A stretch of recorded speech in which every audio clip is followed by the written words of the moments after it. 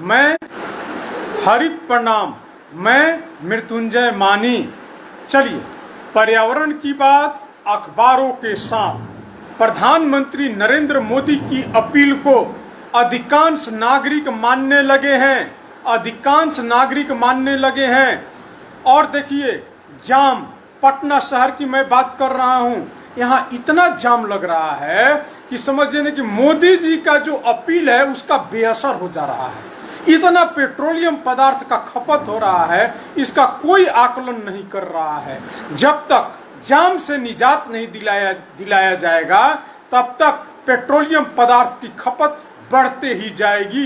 नागरिक जितना भी परहेज कर ले, प्रशासन को चाहिए कि हम किस तरह से जाम से राहत दिलाएं ताकि लोग आराम से चलें और कम से कम पेट्रोलियम पदार्थों की खपत हो। नागरिक तो बहुत सजग हो गए हैं, देख रहे हैं कि बहुत सारे लोग परिवहन सेवा से चल रहे हैं। आज आपको सचिवालय कर्मियों के लिए बिहार राजपथ परिवहन विभाग की तरफ से समझिए कि बसें खोली जा रही है, इलेक्ट्रिक बसें उनको रूटों पर चलाई जा रही है। उसमें हालांकि कई खामियां हैं, उसको मैं कल बताऊंगा आप लोगों को, लेकिन फिर भी बहुत ही बेहतर पहल हुआ है और प्रधानमंत्री नरेंद्र मोदी के पहल को मानने के लिए सभी विभाग आगे आ गए हैं, ये जान जाइए। और देखिए, आज अखबारों में छपा है कि धूल और धुआं से फेफड़े हो रहे कमजोर, जाम से लोगों में चिड़चिड़ापन बढ़ रहा, शहर में जाम ने छीनी राहत की सांस, फेफड़े का 10% मरीज बढ़े। और बढ़े क्यों बढ़े? पेट्रोलियम पदार्थ का खपत बहुत ज्यादा है। सड़क पर समझिए कि उससे वायु प्रदूषण होता है और सीधे लोगों के फेफड़ा में समझिए कि चला जा रहा है। एक देखिए, अब है कि मौसम का डबल अटैक। भाई देखिए, ये अभी हमारे हाथ में है दैनिक जागरण का राष्ट्रीय संस्करण, राष्ट्रीय पेज, उस पर है ये दिल्ली में खबरें प्राथमिकता के साथ छपी हुई है। मौसम का डबल अटैक, कहीं वर्षा तो कहीं लू। अब देखिए, कल जो लोग पटना में निकले हैं वे लोग बता रहे हैं कि कितनी गर्मी थी। और देखिए, अभी तो कल से गर्मी शुरू हुई है ना। अब देखिएगा, घर में रहना मुश्किल हो जाएगा। इसलिए मेरा आप लोगों से अपील है कि अगर आप स्वस्थ रहना चाहते हैं, गर्मी को सहन करना चाहते हैं, तो आप 24 डिग्री सेल्सियस से नीचे एसी मत चलाइए, अन्यथा आपकी आदत खराब हो जाएगी और बाहर निकलेंगे और बीमार हो जाएंगे। इसलिए समझिए, मौसम का डबल अटैक है, कहीं गर्मी कहीं वर्षा। और देखिए, मेरे मित्र बता रहे थे, बहुत सारे मित्र, कि जो किसी बिल्डिंग के ऊपरी तल पर रहते हैं, वहां पर समझिए कि शाम 10 बजे तक, रात 10 बजे तक गर्मी रह रही है। पंखा जो चल रहा है उससे समझिए कि एकदम गर्म हवा निकल रहा है। यह स्थिति हो गई है, यानी कि धूप चला गया लेकिन उसका जो बिल्डिंग पर असर पड़ा है उसका असर देखिए। और कल मैं दोपहर 1 बजे निकला घर से और साइकिल से यात्रा किया, देखने के लिए कि कैसा लग रहा है, गर्मी महसूस कैसी हो रही है। हमने देखा कि जो सड़क है काफी धूप एकदम उस पर है, गर्म है, और नीचे से गर्म समझिए कि हवा गर्मी जो है वो थोपड़ा यानी कि चेहरा पर पड़ रहा है। और इस तरह का ये हो रहा है। और पटना में सड़कों के किनारे पेड़ों की संख्या बहुत कम हो गई है, इसके चलते परेशानी होगी। यही नहीं, सभी शहरों में एक ही जैसा हाल है। शहर कंक्रीट के बनते जा रहे हैं और पेड़ पौधों की संख्या कम हो रही है। ऐसी स्थिति में गर्मी तो सहना ही पड़ेगा, यह जान जाइए। अब देखिए, पटना जिला प्रशासन ने गर्मी बढ़ते ही 11 बजे के बाद नहीं चलेगी 8वीं तक के विद्यालय, ये समझिए कि निकल गया है ये आदेश।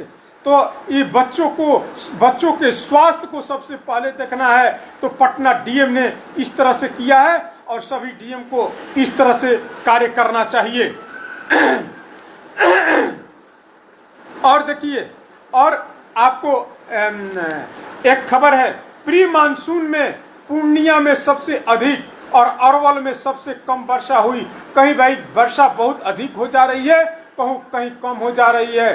5 दिन तक तेज धूप व गर्म हवा करेगी परेशान। यह दैनिक जागरण मौसम वैज्ञानिकों के हवाले से लिखा है कि 5 दिन तक तेज धूप व गर्म हवा करेगी परेशान, इस तरह से है। और स्कूलों में पानी पीने के लिए अलग बजेगी घंटियां, ये जान जाइए। गर्मी की मार से बचने को 400 स्थानों पर प्याऊ, 15 आश्रय स्थल ये पटना में खुला है। सभी लोग को इस तरह से करना चाहिए। और देखिए, जलाशयों के आसपास पीपीपी मोड में इको टूरिज्म विकसित करेगी बिहार सरकार। ये माननीय मुख्यमंत्री सम्राट चौधरी ने कहा है कि पीपीपी मोड में ये समझिए कि खुलेगा।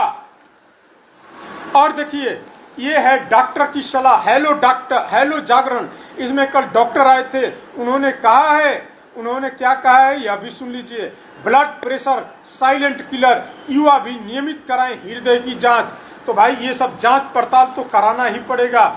और देखिए, हमारे माननीय मुख्यमंत्री सम्राट चौधरी कल राजगीर में नेचर सफारी का रख रखाव और पर्यटकों की सुविधाओं के ख्याल रखने का निर्देश दिए हैं। सीएम अधिमास मेले का उद्घाटन राजगीर में करने के लिए गए थे।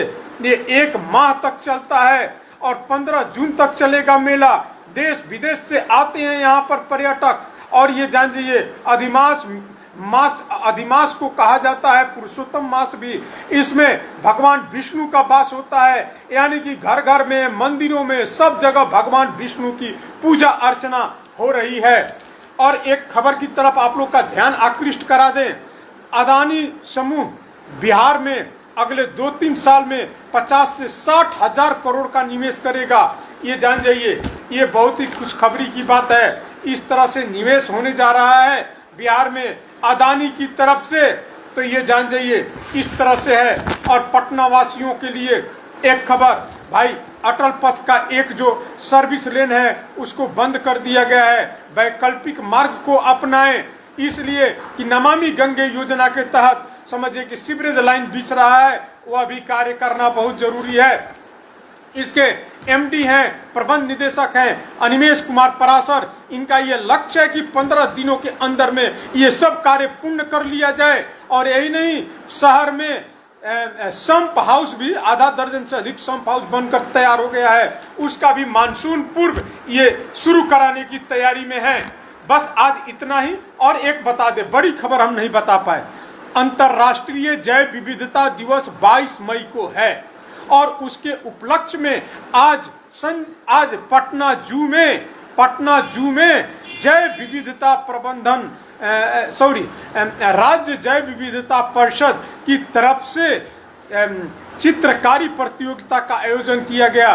3 ग्रुपों में चित्रकारी प्रतियोगिता का आयोजन किया गया। इसमें बड़ी संख्या में बच्चे भाग लिए। राजधानी के अधिकांश स्कूल के बच्चे भाग लिए। इसके साथ बिहार के अन्य हिस्सों के भी बच्चे इसमें भाग लिए। और ये जान जाइए, यहाँ पर पुरस्कार वितरण 3 ग्रुप में हुआ और तीनों ग्रुप के 55 बच्चों को 22 मई यानी कि जैव विविधता दिवस के दिन पटना जू के मुख्य कार्यक्रम में सम्मानित किया जाएगा।